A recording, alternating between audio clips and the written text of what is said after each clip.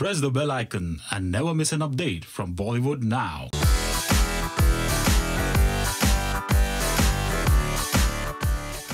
Big boss के घर को टाटा बाय बाय कर हमारे साथ यहाँ पर है सब्यसाची। मतलब जानेंगे उनसे कैसा रहा उनका ये सफर, पड़ोसी से घर से फिर निकल के पड़ोसी के घर में गए पर गेम कितना अच्छा खेला, ये सब हम उनसे जानेंगे। तो यहाँ पे सब्यसाची मेरे साथ है। सबसे पहले तो पड़ोसी के घर से निकले, बहुत कुछ करने वाले थे इस घर में आकर, पर कुछ करते हुए दिखे नहीं, इसकी वजह क्या थी?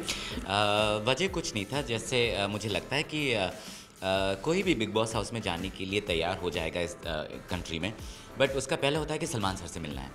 तो स्टेज पे जाके वो नहीं हुआ मेरे साथ। और फिर पड़ोसी के घर में गए, वो लगा कि क्या ऐसा कैसा फेथ आ गया हम पे कि हमें पड़ोसी बना दिया गया, थीम बना दिया गया। हम इतने अग्रेसिव नहीं हैं, या फिर मैं नहीं हूँ, या फिर अग्रेसिव हूँ तो दिखा नहीं सकता हूँ अचानक जब तक मुझे पोक ना किया जाए। तो वो हुआ। देन पड़ोसी के घर से वहाँ पे गए, तब मुझे रियलाइज़ हुआ कि नहीं, यहाँ पे पहले से बॉन्डिंग हो चुकी है, यहाँ पे लोग अपना अपना वो प्यायदे पिक कर चुके हैं। तो मैंने, जैसा मेरा खाना बनाने का शौक़ है, तो मैंने पहले किचन ले लिया। किचन लेते ही हिना में आक्रोश आ गया कि ये लोग आए हैं बर्बाद करने खाना, बहुत ज़्यादा बना रहे हैं। पर मुझे पता है, मेरे दोस्त मुझे अन्नपूर्णा कहते हैं कि खाना कभी कम नहीं पड़ता है। तो आज तक कम नहीं पड़ा, शायद नेक्स्ट वीक से कम पड़ेगा। तो मैं बंद इसलिए हो गया क्योंकि साफ साफ फेक नज़र आया मुझे, और मैं फ़ेक इंसान नहीं हूँ। तो मुझे लगा कि यहाँ पे अगर फ़ेक दिख रहा है, बिक रहा है, लोग फेक कर रहे हैं, तो मुझे नहीं करना चाहिए। मुझे जैसा मैं हूँ वैसा रहना चाहिए। दिखा इसलिए नहीं क्योंकि मैं दूसरों के बातों में नहीं जाता था, अपना ओपिनियन ज़बरदस्ती नहीं थोपता था। जैसे कोई झगड़ा कर रहे हैं तो वहाँ पे घुस जाना और अपनी बात कहना, वो नहीं करता था, तो शायद नहीं दिखा। एक और चीज़ ऐसी थी कि जब एक कॉन्सेप्ट आया था कि पड़ोसी घर का, ऐसा लगा कुछ अलग होने वाला है, कुछ मारधार होने वाला है, कुछ तो होगा दो पड़ोसियों के बीच में, पर ऐसा कुछ नहीं हुआ। तो ये कॉन्सेप्ट कितना आप लोगों के लिए क्लियर था कि बिग बॉस हाउस में जाके सब चेंज हो गया? मारधार तो नहीं होता क्योंकि एविक्ट हो जाते। हाँ। तो हम टॉर्चर करने वाले थे। हाँ। पर शायद मैंने कहा ना कि मुझे जो पिक किया गया है कि पड़ोसी बनना है, उन्होंने मेरा एग्रेशन देखा हुआ है, मैंने दिखाया हुआ है, पर मेरा एग्रेशन किस लेवल पे होता है वो नहीं जानते हैं। इस उम्र में, इस एक्सपीरियंस में मेरा कितने लेवल का अंडरस्टैंडिंग है और पेशेंस है वो मैं जानता हूँ। अब छोटे छोटे आप चींटी जैसे काटने जैसे करोगे, मैं क्यों गुस्सा करूँगा? तो हाँ, पड़ोसी टॉर्चर करने वाले थे, सब करने वाले थे, बट मेरा जितना समझ है, अच्छे पड़ोसी भी तो होते हैं। हाँ।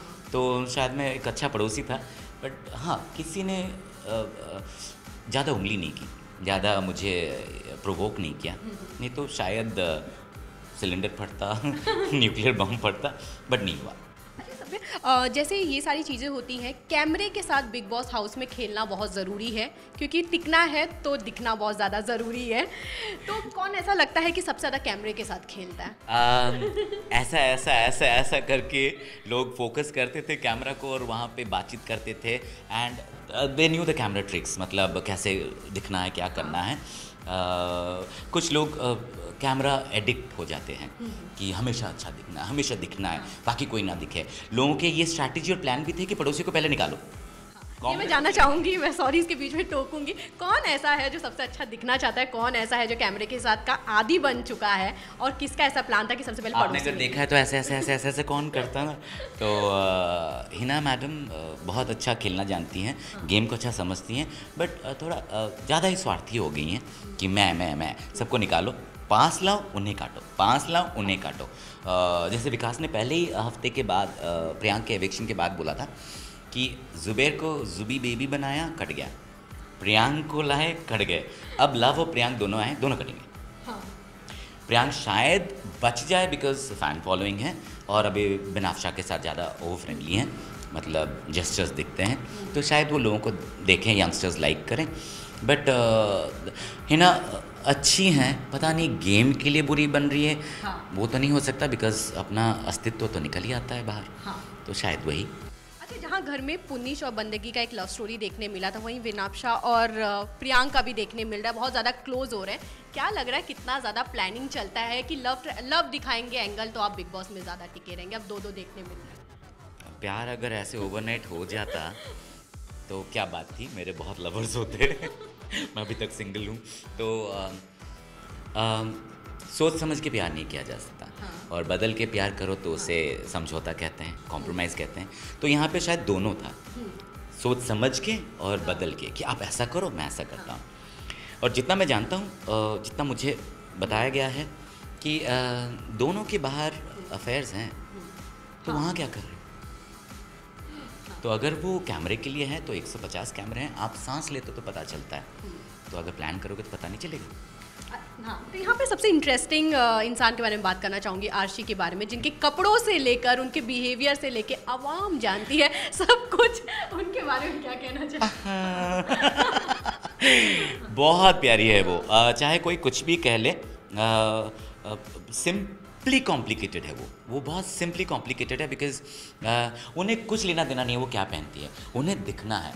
क्योंकि जैसे हमारी ऑडियंस है, उन्हें कुछ अलग सा दिखाओ, मज़ा आता है। तो आज तक आई डोंट थिंक कोई टीवी चैनल पे कोई नाइटी दिन रात पहन के रहे, वो भी net, floral, transparent, so and transparent covered दो। उन्होंने अश्लील नहीं किया है। हम नाइटी के एड्स देखते हैं, हम बाकी चीज़ों के एड्स देखते हैं, सब करते हैं, पर उन्होंने वो फेक नहीं है, क्योंकि वो वही हैं और बहुत अच्छी तरह से उन्होंने वो निभा रही हैं और निभाएंगी, बिकॉज वो वैसी हैं। एंड बिलीव मी यू, बहुत फ़नी है, हमेशा हंसना जानती है, हंसाना जानती है, और she knows how to handle things. अच्छा, प्रियांक की मैं बात करूँ, जब घर में थे काफ़ी, जब पहली बार घर में आए काफ़ी सीधे साधे थे, लड़े निकले। उसके बाद जब प्रियांक बिग बॉस हाउस में आए बहुत प्लान्ड नज़र आ रहे, क्योंकि आते उन्होंने बम फोड़ा, आपके साथ ये हो रहा है, बाहर वो हो रहा है। कितना ज़्यादा प्रियांक का ये गेम अब उनके लिए फ़ायदेमंद है? बिल्कुल फ़ायदेमंद नहीं है। He is a good looking guy, मुझे लगा समझदार हैं, समझदार होंगे मगर किसी और के समझ से समझ रहे हैं वो। तो जब वो पहले वीक में तो मैं उनके साथ नहीं था, एविक्ट हो गए थे, मुझे बहुत बुरा लगा था कि अरे यंग गाय जो 2 शो करके आया हुआ है, कुछ तो होगा।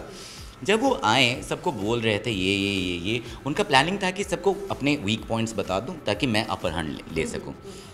मैं आप अगर देखें तो मैं रात को बैठ कर उन्हें समझाता था कि अगर बिग बॉस हाउस लंका हो गया है, तुम राम बन के आए हो तो सही करो। सही का मतलब ये नहीं कि वही पुराने ज़ख्मों को तुम खुरेदो, बाहर की बातें बोलो। सही के बहुत तरीके होते हैं। आपको अगर मैं आपको कुछ बुरा बोलूँ, आपका रिएक्शन अलग होगा, 5 लोगों के रिएक्शन अलग अलग होंगे, तो हर चीज़ के रिएक्शन अलग होते हैं। तो तुम रिएक्शन उनके जैसा ही क्यों दे रहे हो? अगर वो बुरे हैं तो, अगर वो बुरे हैं तो तुम्हें गाली क्यों पड़ रही है?